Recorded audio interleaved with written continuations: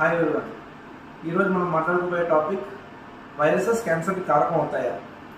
అవునండి, చాలా cancers virus వల్ల రావచ్చు. ఎస్పెషల్లీ హ్యూమన్ ప్యాపిలోమా వైరస్ మన హెచ్పివి వైరస్ అంటాం. ఈ యొక్క వైరస్ మనకి చాలా క్యాన్సర్స్ అంటే cervical cancer, vaginal cancer, oropharyngeal cancers, anal canal cancers ఇవన్నిటికి కూడా ఇది కారణం అవుతుంది. అలానే మనకి కామన్గా తెలిసిన virus hepatitis B and hepatitis C virus ఇవి మనకి లివర్ క్యాన్సర్ కారకం అవుతాయి.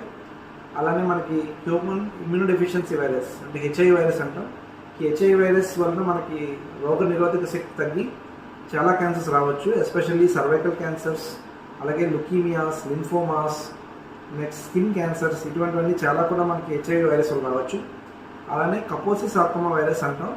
ఈ కపోసి సార్కోమా వైరస్ వల్ల మనకి స్కిన్ క్యాన్సర్స్ రావచ్చండి. అలానే ఎప్స్టీన్ బార్ వైరస్, ఈ యొక్క ఎప్స్టీన్ బార్ వైరస్ వల్ల నాజోఫెరింజియల్ క్యాన్సర్స్ అనేవి కామన్గా మనం చూస్తూ ఉంటాం. అలానే human T cell lymphoma leukaemia virus HTLV virus అంటాం. ఎస్పెషలీ టైప్ 1 ఇది కూడా మనకి లుకీమియాస్ అండ్ లింఫోమాస్ కారకం అవుతాయి. సో ఎలా మనం వీటికి రాకుండా జాగ్రత్త తీసుకోవాలి అని అంటే మన హెచ్పి వైరస్కి అయితే అలాగే హెపటైటిస్ బి వైరస్కి ఈ రెండింటికి మనకి క్యాన్సర్ వ్యాక్సిన్స్ ఉన్నాయి.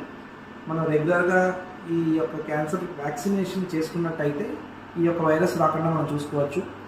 అదర్ వైరసెస్ అన్నిటికీ కూడా మనం సేఫ్ సెక్షువల్ ప్రాక్టీసెస్ చేయడం, అలానే మనకి షేరింగ్ ద నీడిల్స్ ఇవన్నీ కూడా చేసుకోకుండా చూసుకోవడం వలన ఈ యొక్క చిన్న చిన్న ప్రికాషన్స్ తీసుకుంటే ఈ యొక్క వైరస్ ట్రాన్స్మిట్ అవ్వదు.